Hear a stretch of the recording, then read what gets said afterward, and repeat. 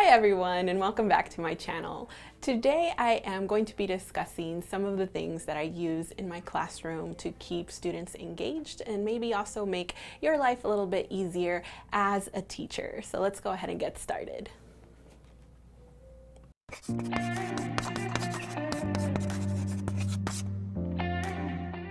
The first add-on that I want to talk to you guys about is something called Pear Deck.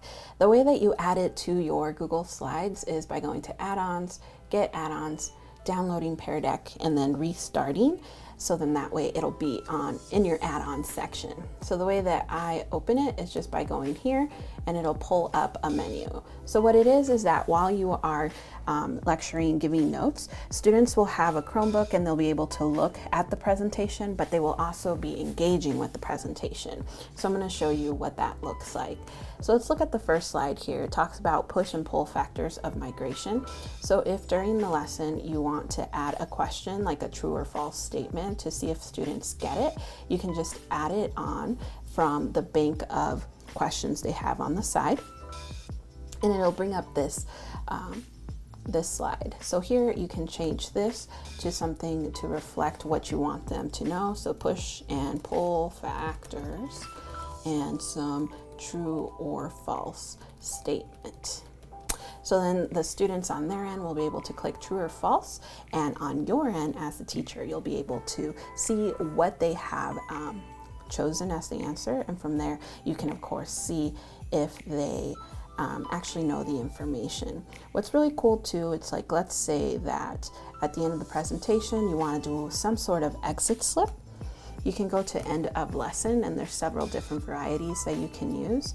And so the one that I like to use often is this one, where it says that if your friend was absent from class today, explain the lesson to your friend, and so they can write up what they actually learn about the lesson. So then from there, you can gather that data and decide if you need to reteach or if you feel like your students know the information. This is another one that I like to use, is just simply if there's not enough time, let's say you're just running behind, it's assembly schedule, it says circle, how are you feeling about the material? And they can just click on which one they're feeling about it, whether they don't get it at all or whether they're feeling really good about it. So the reason I like to use this is just to keep them engaged, but then also you are able to get immediate feedback as to what you think they know or don't know. Okay, so the second thing that I want to show you guys is Google Forms.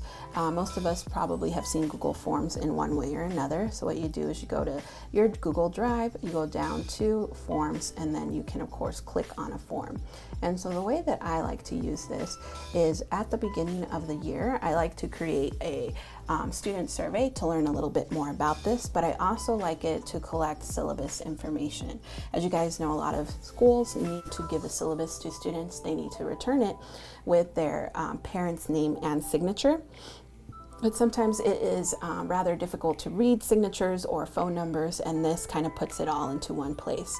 So what I do is that I give a syllabus form for each period that I teach, and they will write their parent guardian name, best number to contact the parent or guardian, best email, and anything I should know about the student, and then they can submit it. And so I really like to use this just because, one, you can definitely read everything, and then two, it's separated by period for you. So if you ever do need to contact a parent about their student, you have that information right there in your Google Drive for you. And the last one that I want to show you guys is something called FlipGrid.